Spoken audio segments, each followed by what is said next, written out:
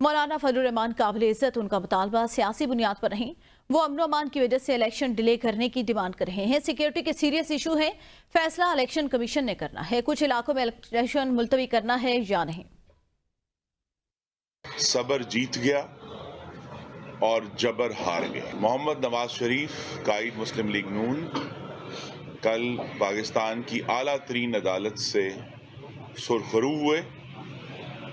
ان کے خلاف جو ناحق اور ناانصافی کا فیصلہ تھا وہ عدالت عالیہ نے اس کو ختم کیا، اور نواز شریف کے بطور پاکستان کے شہری جو آئینی اور سیاسی حقوق ہیں وہ ان کو واپس مل گئے جو ان سے ناحق چھینے گئے تھے۔ محمد نواز شریف مسلم لیگ نون کی جو انتخابی مہم ہے اس کا ایک بھرپور آغاز کریں گے۔ مولانا فضل الرحمان جو کہ بہت عرصے سے کولیگ بھی ہیں ہمارے اور بہت ہی قابل عزت ہیں، ان کا جو مطالبہ ہے وہ کسی سیاسی بنیاد پر نہیں ہے۔